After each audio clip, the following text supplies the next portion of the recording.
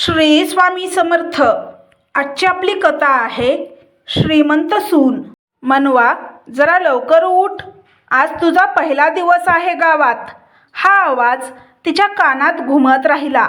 मनवाने डोळे उघडले. खोली अंधुक होती.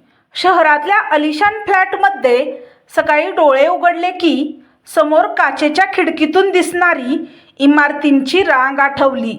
इथे मात्र मातीचा वास, कौलारू छप्पर आणि कोंबड्यांचा आरव. ती हळूच उठली. कालपर्यंत जी शहरात ऐशोआरामात राहत होती, जिच्या नावावर बँकेत करोडो रुपये होते, जिच्या एका फोनवर गाडी, ड्रायव्हर, मेड सगळं उभं राहत होतं, आज तीच मनवा या गावातल्या मध्यमवर्गीय घरात नवी सून म्हणून उभी होती. लग्न मोठ्या थाटामाटात झालं होतं. मनवाचे वडील शहरातले नामांकित बिल्डर. केदारचं घर गावातलं, साधंसुधं. केदार शिकलेला, प्रामाणिक, पण आईवडिलांचा प्रभाव जास्त. मनवाला केदार आवडला होता. साधेपणा, शांतपणा, खोटेपणा नाही. तिला हेच हवं होतं. पैसा सगळंच नसतं, ती नेहमी म्हणायची. पण लग्नानंतर तिला कळत होतं, पैसा सगळं नसला तरी नसणं मात्र महागात पडतं. पहिल्याच आठवड्यात तिला फरक जाणवायला लागला.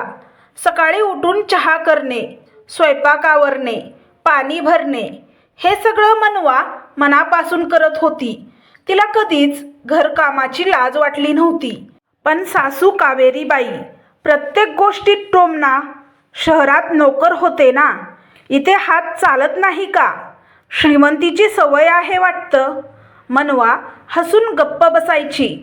एक दिवस संध्याकाळी केदार घरी आला. चेहऱ्यावर काळजी. मनवा, जरा तुझ्या बाबांना फोन लावशील का?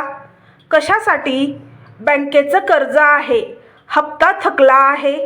मनवा क्षणभर थांबली. ठीक आहे, ती म्हणाली. तिने वडिलांना फोन केला. दुसऱ्या दिवशीच पैसे खात्यात जमा झाले. त्या दिवशी सासूचा आवाज गोड झाला. मनवा, तूच आमच्या घराची लक्ष्मी आहेस. पैसे मिळाल्यावर प्रेमाने बोलल्यामुळे मनवाला काहीतरी टोचलं. हळूहळू हे नेहमीचंच झालं. घरात लाईट बिल थकलेलं, केदारच्या भावाचं शिक्षण, शेतीसाठी पैसे, घर दुरुस्ती. प्रत्येक वेळी उपाय एकच, मनवा. पण बोलताना ती फार माजलेली आहे. पैशाचा गर्व आहे, श्रीमंती दाखवते. मनवा ऐकत राहायची आणि गप्प बसायची, कारण ती केदारवर प्रेम करत होती. एक दिवस नणंद शीतल चिडून म्हणाली, वहिनी, सगळं पैशाने विकत घेता येत नाही, हे लक्षात ठेवा. मनवा शांतपणे म्हणाली, मी काहीच केलं नाही. मी काय विकत घेतलं?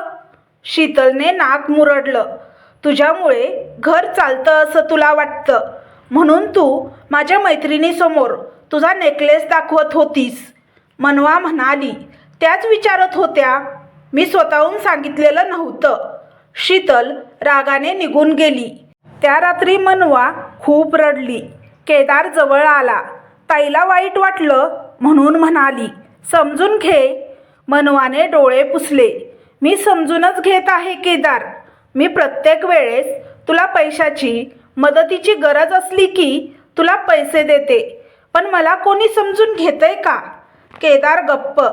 दिवसेंदिवस टोमणे वाढत गेले. एकदा सासू रागात म्हणाली, हे घर तुझ्या पैशावर चालतं, म्हणून जास्त उड्या मारू नकोस. तो वाक्य जणू चापकासारखं मनवाच्या मनावर बसलं.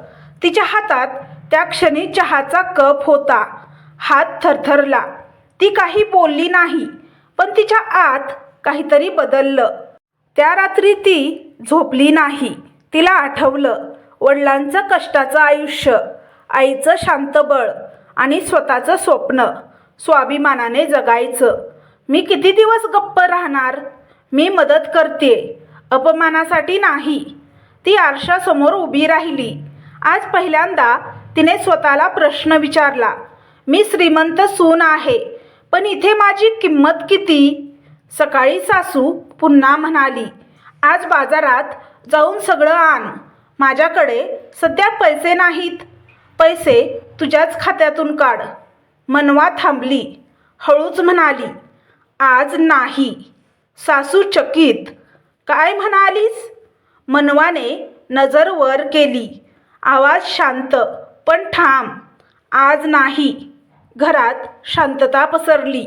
हे फक्त 2 शब्द होते, पण या 2 शब्दांनी घरात पहिल्यांदा स्वाभिमानाचं पाऊल पडलं. आज नाही. मनवाचे ते 2 शब्द अजूनही घराच्या भिंतींवर घुमत होते. कावेरीबाई काही क्षण तिला पाहतच राहिल्या. त्यांच्या चेहऱ्यावरचा तो आश्चर्याचा भाव मनवाने पहिल्यांदाच पाहिला होता. आजवर ही सून मान खाली घालून उभी राहायची. आज तिच्या डोळ्यात भीती नव्हती, शांत ठामपणा होता. हे काय नवीन नाटक? कावेरीबाईंचा आवाज कडक झाला. मनवाने काही उत्तर दिलं नाही. ती सरळ स्वयंपाकघरात गेली. चहा ठेवला आणि नेहमीसारखी कामं करू लागली. पण आज एक फरक होता. ती आतून तुटलेली नव्हती. आज ती निर्णय घेऊन उठली होती. केदार ऑफिसला जायला निघत होता. केदार, मनवाने हळूच आवाज दिला. तो थांबला. आज संध्याकाळी बोलायचं आहे. शांतपणे. केदारने मान हलवली. त्याला जाणवत होतं काहीतरी बदलतंय. दुपारपर्यंत घरात कुजबूज सुरू झाली. आता काय ही सून हात आकडता घेणार वाटतं. श्रीमंतीची मस्ती वाढली. शीतलने आईच्या कानात कुजबूज केली. मनवा ऐकत होती, पण आज तिचं मन दुखत नव्हतं. तिने शांतपणे आपला मोबाईल उघडला. बँक ॲप पाहिलं आणि एक निर्णय पक्का केला. आजपासून घर खर्चासाठी ऑटो डेबिट बंद.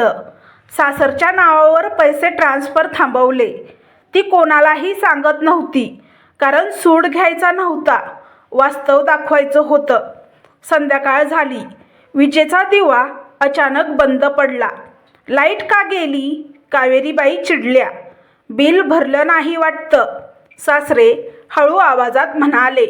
सगळ्यांच्या नजरा एकाच वेळी मनवाकडे वळल्या. ती शांतपणे म्हणाली, यावेळी मी भरलेलं नाही. घरात सन्नाटा. म्हणजे आजपासून घराचा खर्च घरातूनच बघा. तुम्हीच म्हणतात ना, मला पैशाचा खूप माज आहे. त्यामुळे मी ठरवलं, मी माझ्या आईवडिलांच्या पैशाचा माज करणार नाही. इथल्या घरात जेवढे पैसे आहेत त्यावरच घर खर्च करणार. हे घर तुझं नाही का? कावेरीबाई भडकल्या. मनवाने पहिल्यांदा नजर सरळ करून उत्तर दिलं, हे घर माझं आहे, पण तुम्हाला माझ्या माहेरच्या पैशांचा त्रास होतो ना. आणि मी ATM नाही. त्या रात्री जेवण शांततेत झालं. कोणी कोणाशी नीट बोललं नाही. केदार खोलीत आला. मनवा, हे सगळं कशासाठी? त्याच्या आवाजात थोडा राग, थोडी भीती. मनवा पलंगावर बसली. केदार, मी तुझी बायको आहे.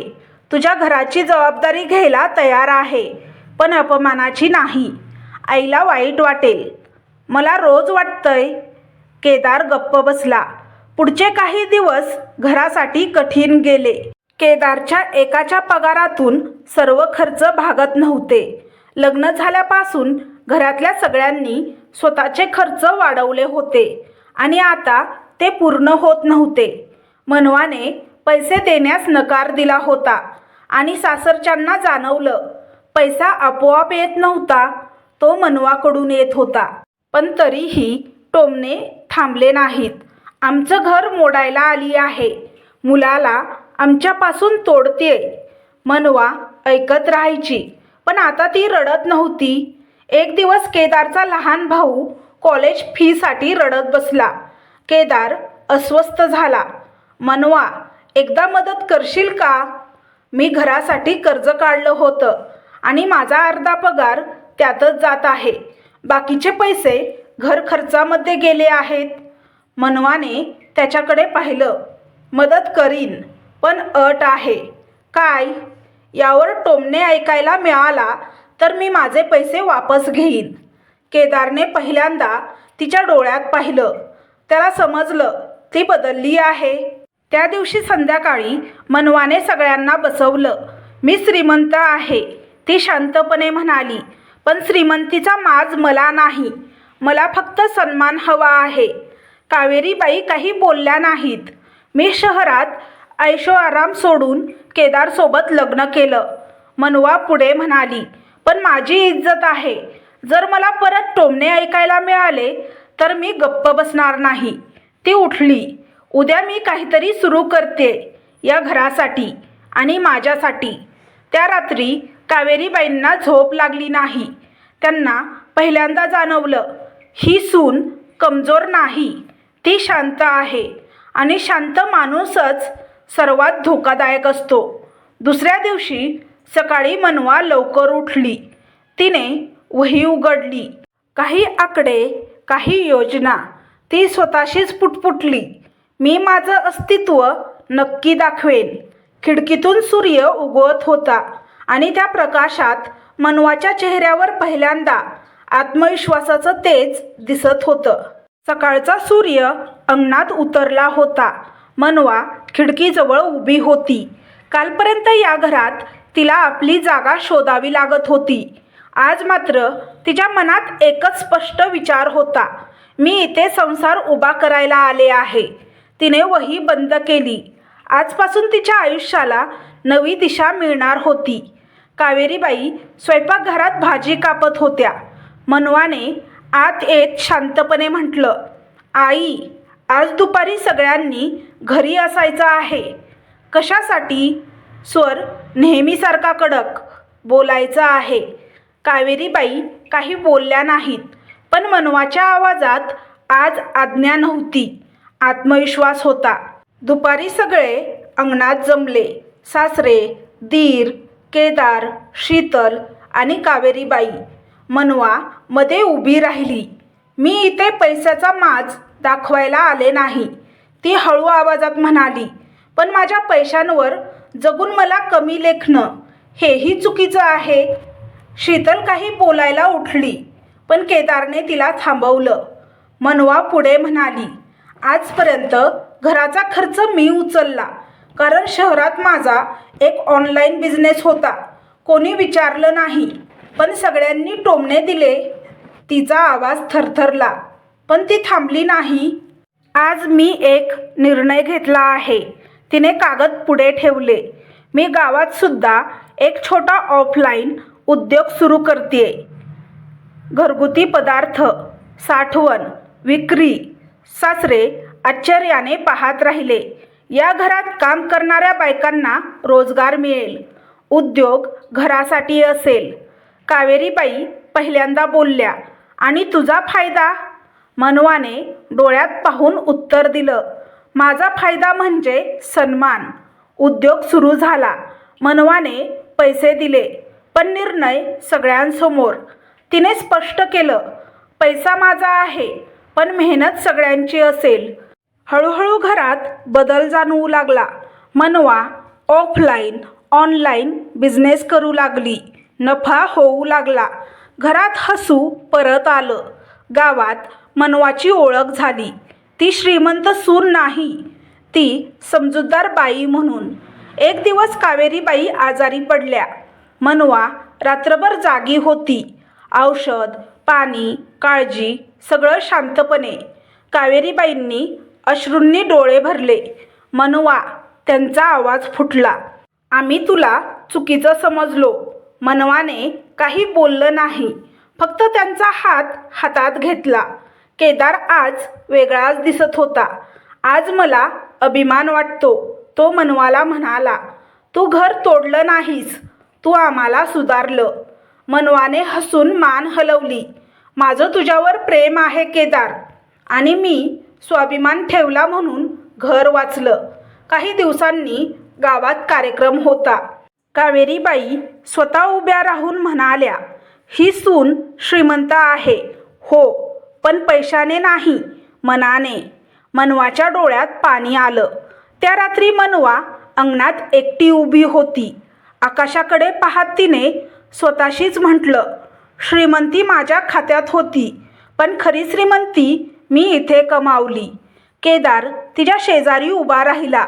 तू आमच्या घराची लक्ष्मी आहेस, तो म्हणाला.